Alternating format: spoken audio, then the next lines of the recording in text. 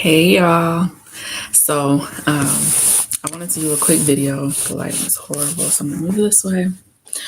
On a topic that I feel like is important. I just made a post about it actually yesterday. Those down. And it was basically talking about how to learn to love yourself the way that you go about loving other people. And one thing that I realized is that there tends to become this obsession with um, wanting to give other people what you desire from them. And it pushes you away from what you truly desire. Okay, sorry, y'all. I should have edited this before starting, but I want to try to get it where there's not really a glare. There we go. That's better. Practice makes perfect. So trial and error, trial and error. Um, there we go. Hi, guys. Okay, so basically, when I have been working with women, I have recognized this, and this was a pattern in myself too. So I was able to identify it pretty quickly that typically when you want something from someone and you're coming from a place of not wanting to seem um, needy, or you're just in it to, receive from somebody, then you'll start over giving.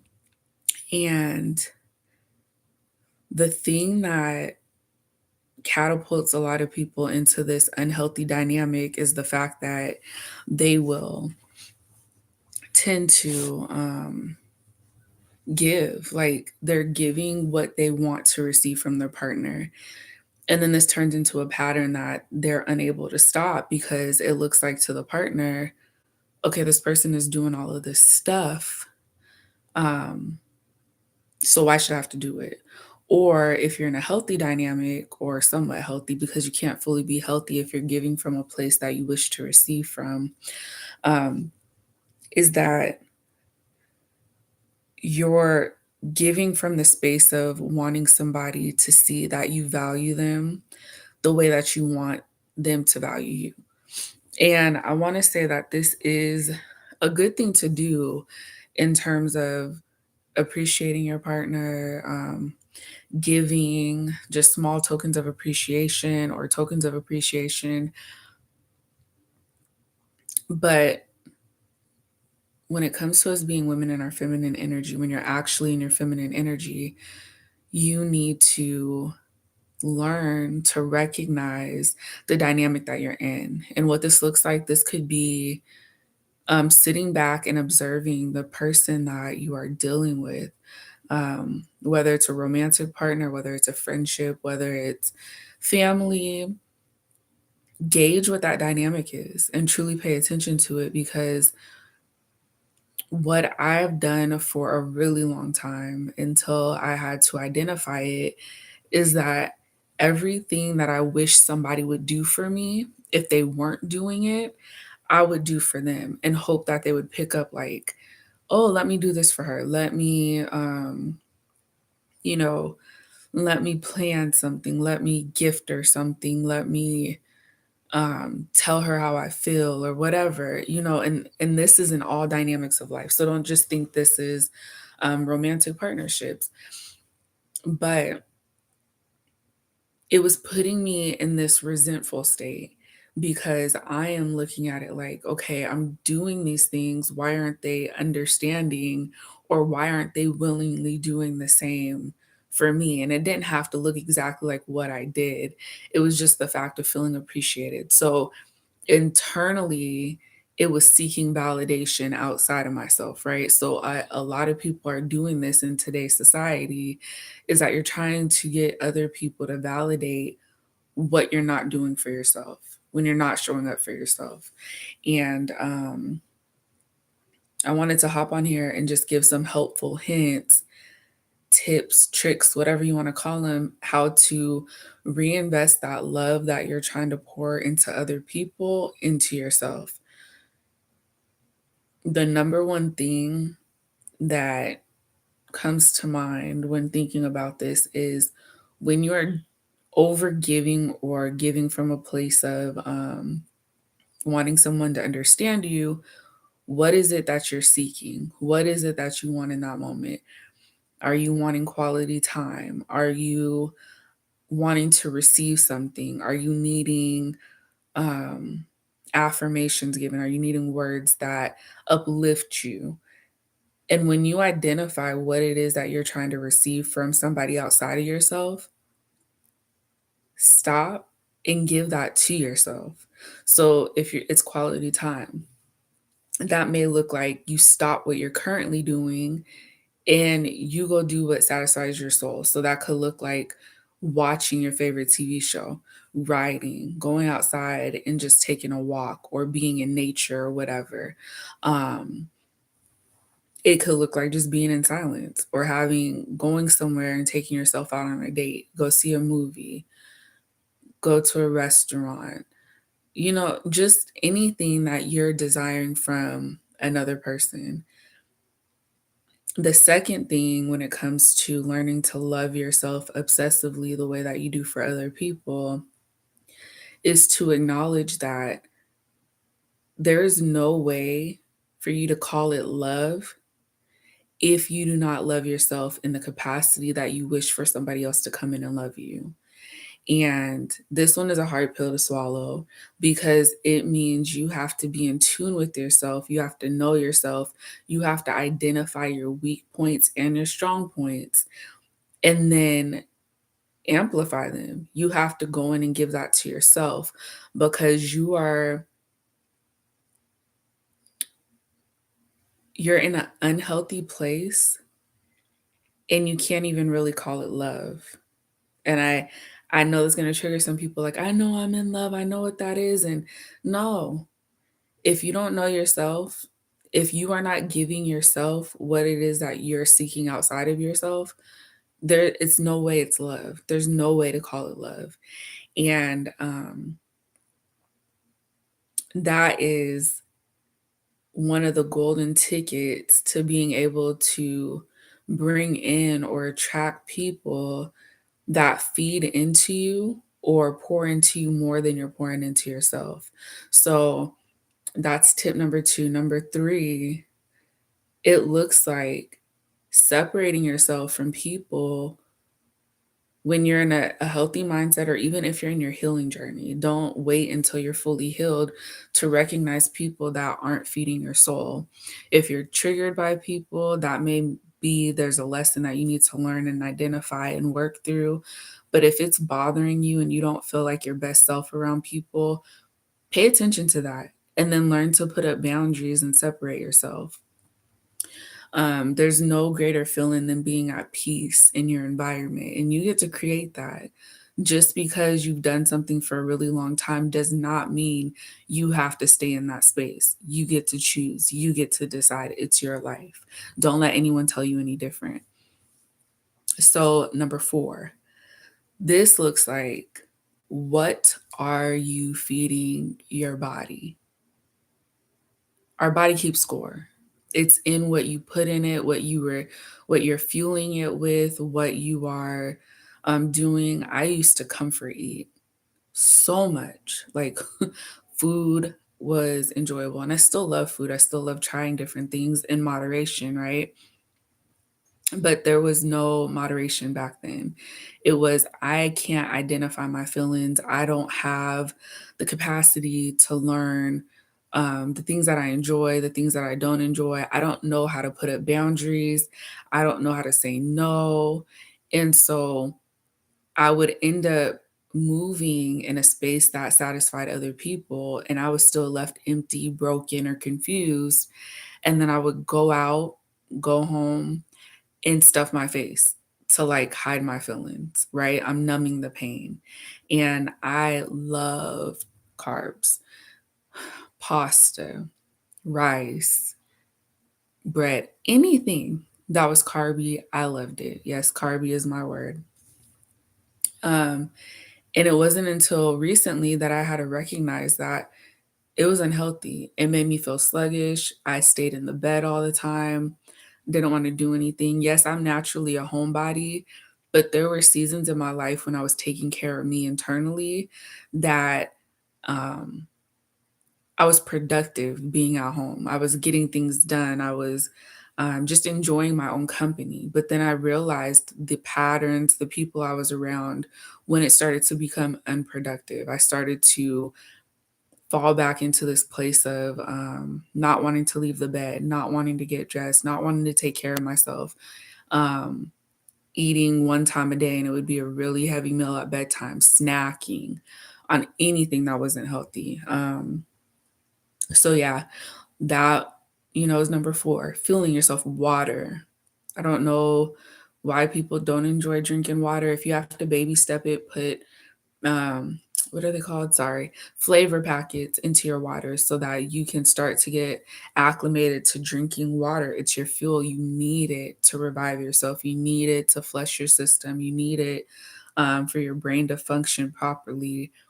So baby step it. Get flavored water, get sparkling water. If you need like your fix of soda or whatever it is that you're trying to detox yourself from, and then move to water and up your water intake because you're going to start to feel better. You're going to start to see your skin glow. All of the things are going to happen to make you feel better when you take care of your insides. Number 5, this is the fifth and final one that I'm going to do for today because I just wanted to help somebody start this journey and not procrastinate any longer. So the fifth thing to go from obsessively loving others to obsessively loving yourself is creating a list of things that you want to do for yourself. And I know it kind of ties into some of the other ones that I mentioned before, learning yourself and all of these things, and what are you looking for in somebody else that is making you go out and obsessively, pour into them what you're wishing to receive. But I feel like the list is vitally important because it separates you from the people you have been pouring into this entire time. So this list could look like um, going to a museum. I don't know. This past week, I actually went indoor skydiving. I've wanted to do it for like 5 or 6 years and just never did it. And I had this really funny dynamic of everything that I knew would be a pivotal memory for me. I wanted to experience it with my forever person. I wanted to do these things with the man that was going to be my husband. And that mindset for me caused me so much anxiety. It was so stressful. A lot of things were delayed for me because I'm waiting for somebody else to experience life with. And when I sat down and really created this list, like, okay, every time something comes up or something new is brought up, I'm like, okay, I'm gonna wait.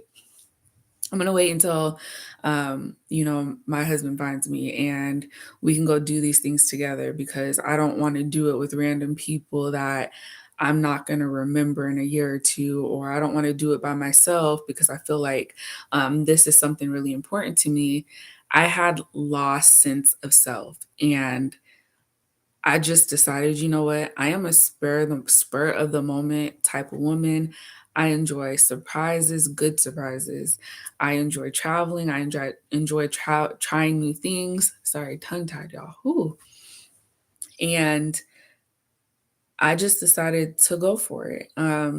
So someone actually gifted me being able to go and do it. It showed up right after I made the list. Like it's amazing what you will attract when you get clear on what it is that you want for yourself and being able to step into it on your own.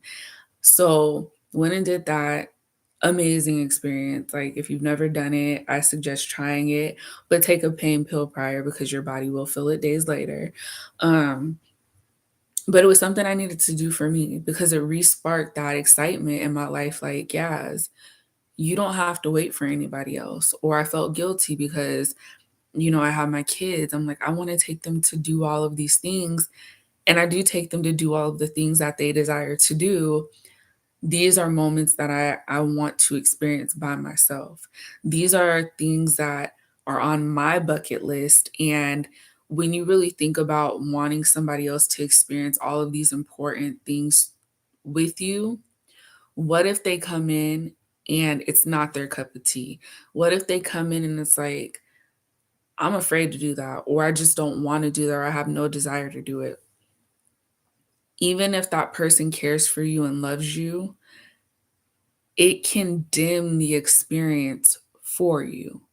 You can go and do it with them and they don't show the same level of excitement. They get there, they're in it, they're ready to go. Your experience is hindered because you were dependent on somebody else's validation to go and do these things. So when I say create this list and start working through it, I am adamant that when you do that for yourself, everything that you start to look at, you want to do for yourself, doors will open for you. But you have to give yourself an opportunity to go out there and allow people to come into your life. They're going to feel you in the way that you need. And then your village will be created in a different dynamic. If people are falling off as you're taking care of yourself, as you're pulling back this obsessive love for them and pouring it into yourself, those people that fall away were never in it for you in the first place. If all of your time and energy was invested in these people and you never received a return on your investment, if it was never reciprocal in any type of instant, it's self reflection time. Yes, you can blame them for taking advantage of your kindness or your heart or your inability to love yourself like that. But at the end of the day, it was you. You poured into them so much that they felt like some people feel obligated to stay because it's like, why would I walk away when this person just wants to love me or they just want to do this for me? Some people are broken that they don't even realize you're coming from a broken state. They feel like this is love or this is something they haven't experienced before, and they want to stay and reap the benefit because they know what they're seeking may not do what you're doing for them. The harsh reality is that you are creating these pivotal moments for yourself so that when anybody else comes into your life, they have to match your happiness and then enhance it, right? There's no reason that you should have people in your life that pull you backwards from a place that you've already healed yourself from, that you're the experiences that you're already giving yourself. If you can't or won't meet me where I'm already in this healthy, healed, lovable state, I have no space for you in my life. And you have to be comfortable with saying that. You have to be comfortable with walking away. You have to be comfortable with owning your truth. That is the only way that you will be able to start living a more fulfilled life. And with that, that is the 5 tips that I wanted to give you guys today on learning to go from obsessively loving someone else to obsessively loving yourself. It is a beautiful journey. Is it easy? Absolutely not. Some days are better than others, but when you start it, it becomes so addicting. You pouring this love into yourself and you experience that feeling that you wanted other people to give you, that you continue to chase it, right? And that's an elevation of yourself. It's a nonstop journey, but it's a journey that you deserve. And when you realize you deserve it and you give yourself that energy, everybody else will want to give you that plus more. Allow yourself to experience that because you deserve it. So, with that being said, I love you all. And I hope that you guys have an amazing new year. Happy New Year.